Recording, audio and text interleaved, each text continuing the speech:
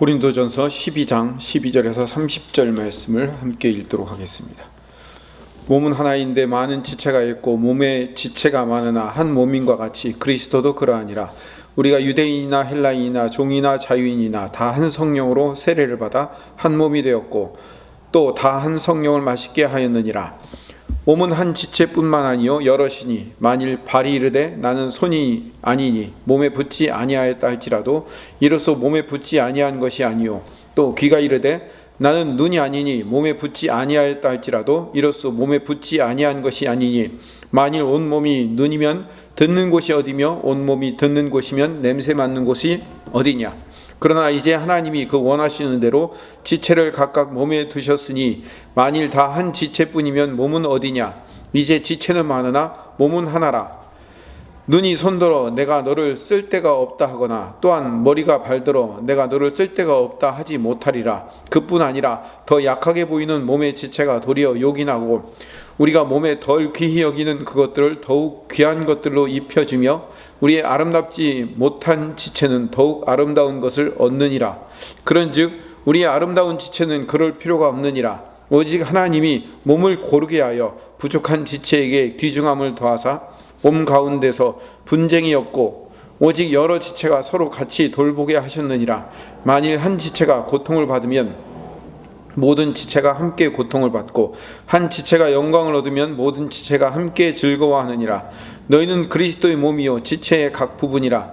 하나님이 교회 중에 몇을 세우셨으니 첫째는 사도요 둘째는 선지자요 셋째는 교사요 그 다음은 능력을 행하는 자요 그 다음은 병 고치는 은사와 서로 돕는 것과 다스리는 것과 각종 방언을 말하는 것이라. 다 사도이겠느냐 다 선지자이겠느냐 다 교사이겠느냐 다 능력을 행하는 자이겠느냐 다 병 고치는 은사를 가진 자이겠느냐 다 방언을 말하겠는 자이겠느냐 다 통역하는 자이겠느냐. 고린도전서 12장부터 14장까지가 전부 은사에 관련된 이야기입니다. 고린도 교인들은 처음부터 자기들 스스로 은사가 많고 다양한 자들이라고 자타가 공인한 자들입니다. 그게 1장부터 나옵니다. 은사하면 한 은사하는 자들에게 왜 그 긴 내용의 은사 이야기를 12장, 13장, 14장에 걸쳐서 바울이 말하고 있을까요?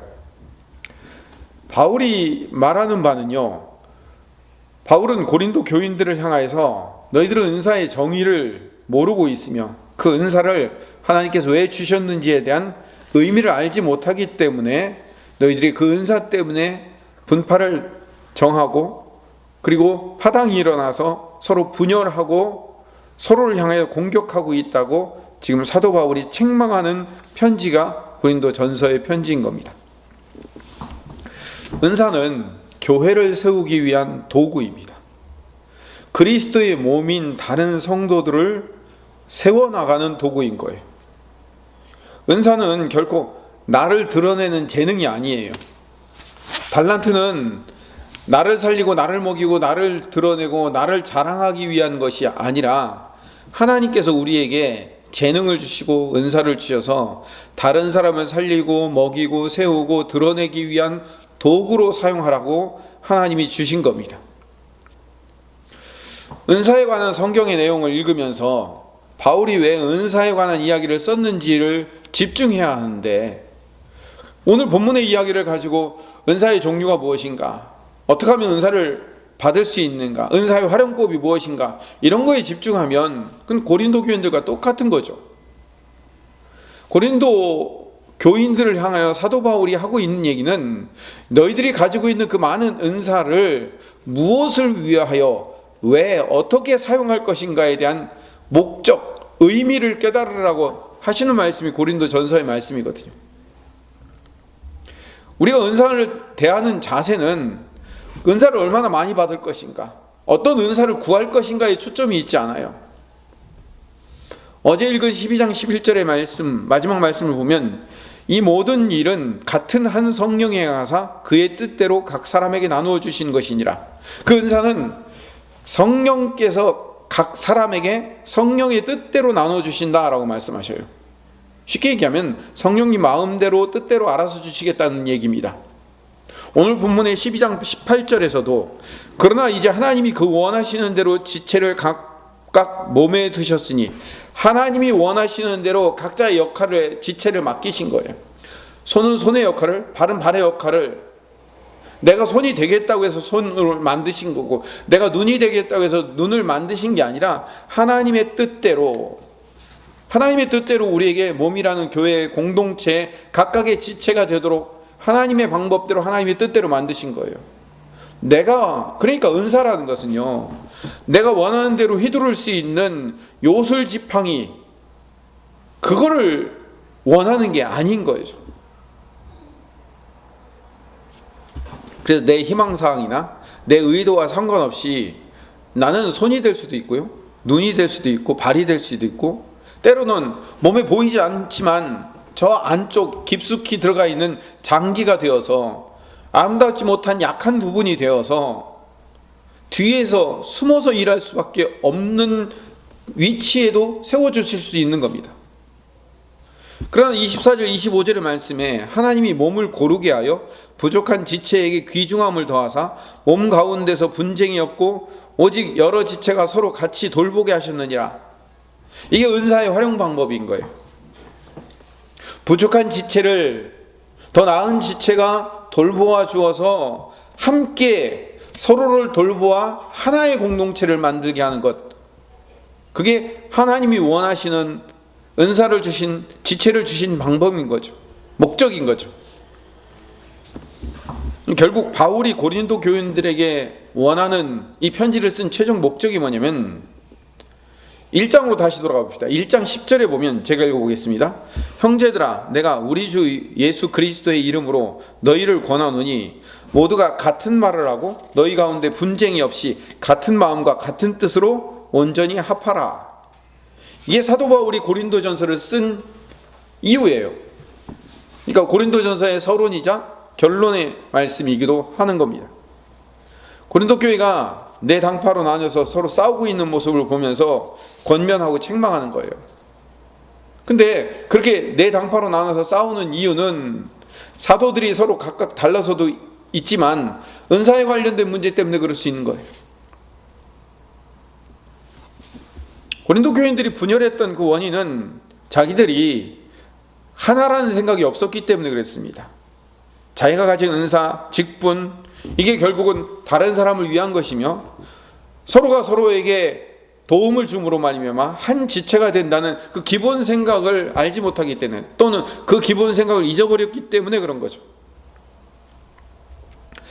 다시 오늘 12장 20절의 말씀으로 돌아가 지체는 많으나 몸은 하나라고 말하고 있습니다.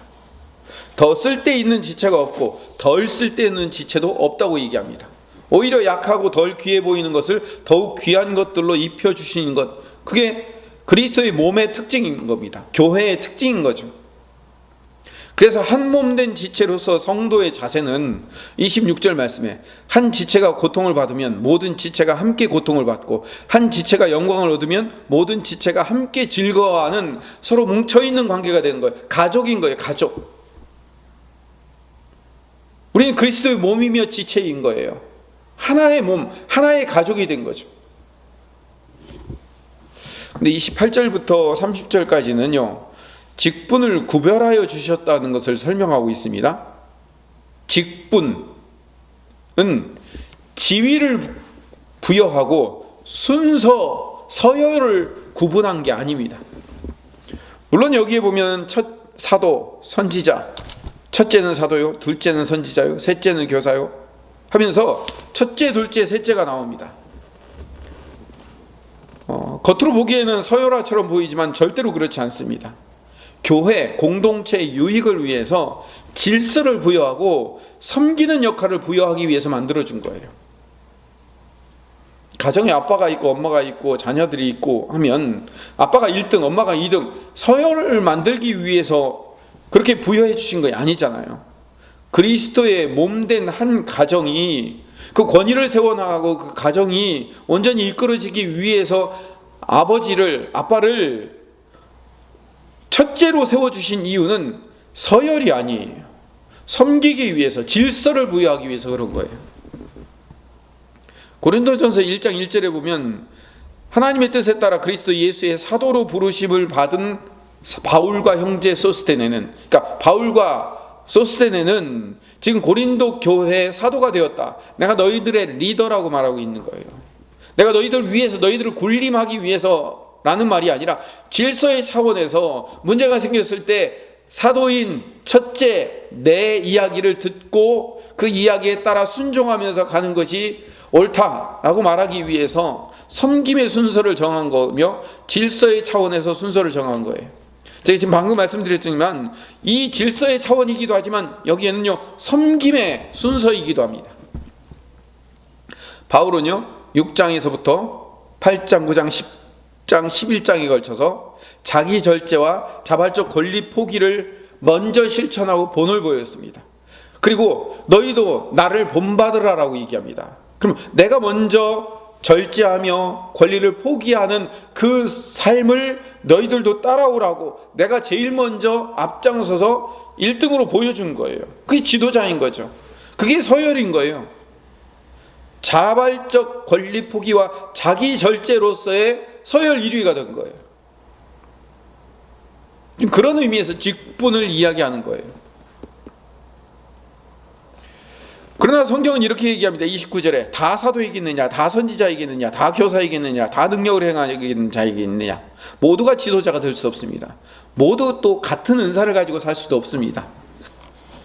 다양한 지체가 다양한 은사와 직분과 재능을 가지고 교회와 가정을 세우는 것이 은사와 재능의 목적임을 깨닫는 성도들 되시기를 바랍니다.